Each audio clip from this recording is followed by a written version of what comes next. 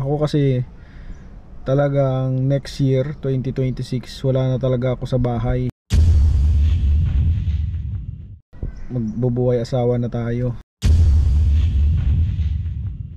Vlog mo dyan, tol? Yan. May vlog lang ako kasi yun nga nangyari pre, pag mabibenta yung bahay namin.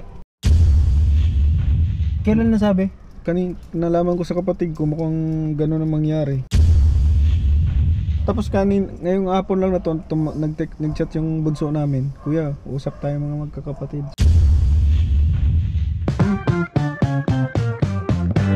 Welcome dito sa aking YouTube channel at tara, samahan niyo ako dito pumasok sa bahay na to.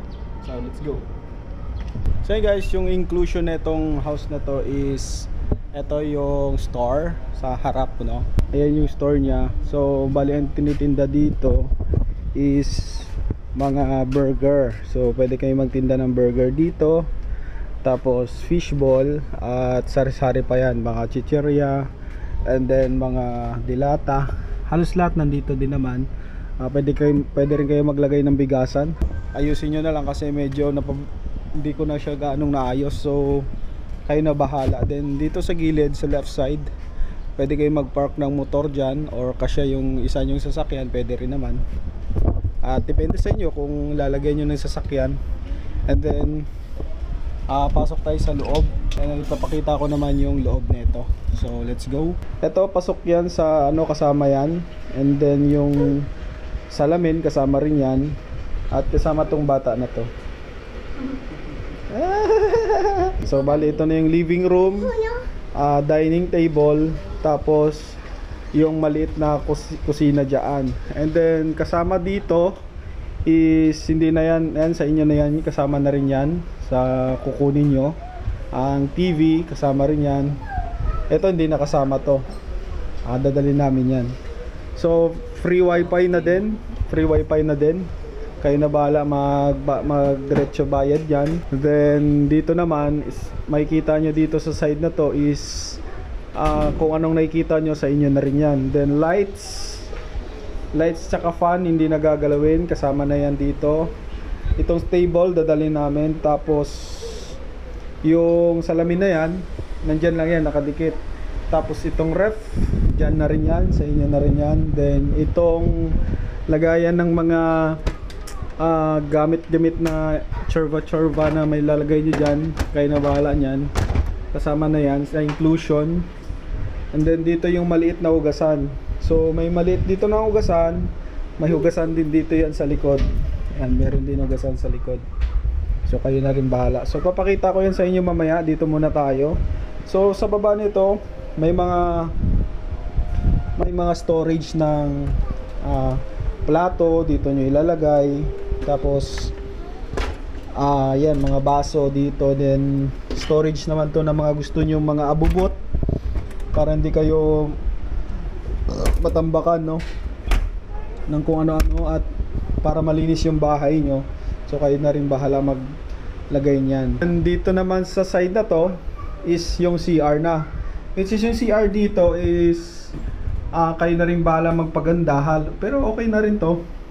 Ano nyo na lang, ayusin nyo na lang yung color siguro, kung bahala na kayo kung i-repaint nyo. Lagayan na rin dito ng mga tuwalya, lagayan ng tuwalya, sabon, toothpaste. Dito na rin man nakalagay salamin. Then may salamin din ulit dito.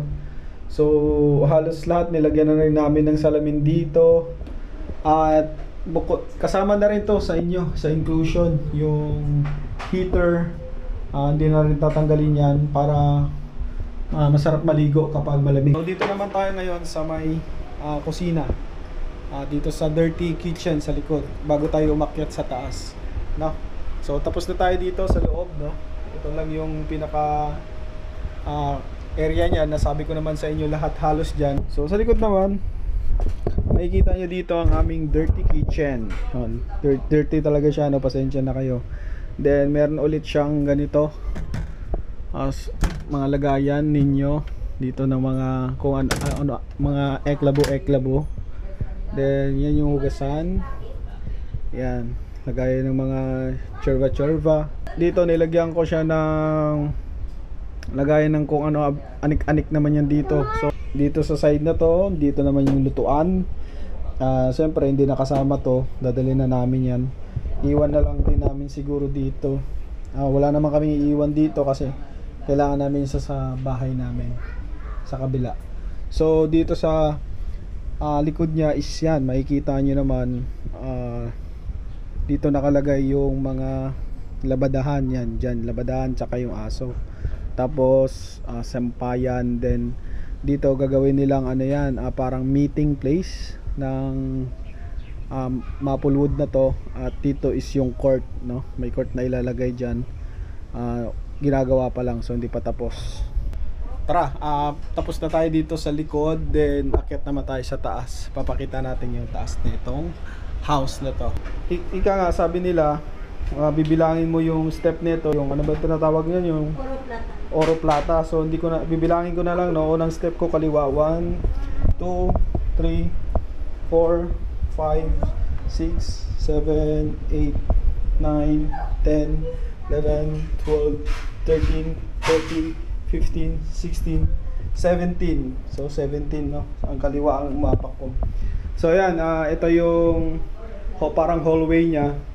Then pagkakyat mo sa taas, sa right side is may kwarto, no. Dito naman sa room na to, makikita nyo agad yung loft bed. May pinagawa akong loft bed pang lalaki to. So depende na rin sa inyo kung gusto ng kung anak nyo, pasok na rin yan sa banga. So kayo na bahala mag-renovate nito. Pagandahin nyo na lang siguro lalo. At sa ilalim sa gilid nito is stock room. Nandiyan yung mga iba-ibang gamit ko, no. At may iba-ibang gamit sa bahay. So yan. Yan, stock room yan dyan. Malaki yan, no. May bukasan dito, bukasan, tapos bukasan yan, parang drawer. Tapos may bukasan din yan sa gilid dyan. And then may saksakan dyan, which is gumawa na ako ng electric fan. Tapos maliit na konting design. So pwede kayo maglagay dito ng TV kung gusto nyo. Maganda maglagay dito. Naisip ko na yun, maglagay ng TV dito, didesignan. So bahala na rin kayo. Then dito kasi walang aircon dito, tinanggal ko na. At window type kasi nandito, no. Tinanggal ko na kasi lumang aircon na. And then sa baba ng loft bed na to, yung computer area ko. And which is hindi naman kagandahan yung aking computer, no. Dito ako nag-i-edit, no, sa area na to, ng aking mga vlog, videos. Diyan ako nag-i-edit. Actually maganda na rin to. Pagandahin nyo na lang lalo, no, kung kayo makabili dito sa bahay na to. So sa kabila tayo, sa room naman sa kabila. So dito pagpasok nyo, simple lang siya, no. Wala siyang loft bed. Mas malaki to kaysa sa kwarto ko sa kabila. So yan siya, may aparador dyan nakalagay. Siguro mga 1, 2, 3, 4. Dito kasi malaki to, bahala na rin kayo mag ayos nito. So, malaki yan dyan, malaki. Tapos dito sa baba, sa taas is maliit lang siya, no, hindi kalakihan. So bahala na rin kayo mag paayos nito. At dito yung malaki niyang bintana. Then may aircon dito, so hindi yan kasama sa inclusion. Electric fan hindi na rin kasama. Ito kasama to sa inclusion, kayo na bahala kung gusto nyo pa ba to o bibili kayo. Pero ito kasi okay pa to, hindi pa to sirang-sira. So ito yung room dito sa kabila na to. So bago ko tapusin ang video na to, papakita ko muna sa inyo yung montage ng buong bahay. So let's go.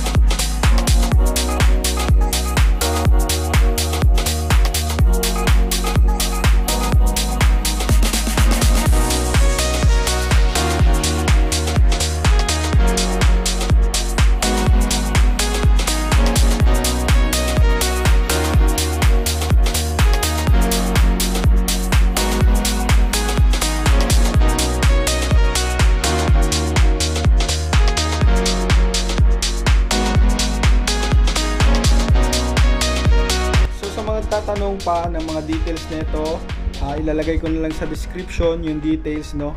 Panoorin nyo sa YouTube ko. Share this video para malaman din ng iba na kung sino may gusto na bumili ay solid na to sa price na ibibigay dyan sa baba at sa price na pag-uusapan nyo ng kapatid ko. Bago ko tapusin ang vlog na to, thank you so much sa panonood at huwag kalimutan mag-like, follow and share para updated ka sa mga bago kong video. So abang-abangan nyo na lang, may videos akong lalabas next month.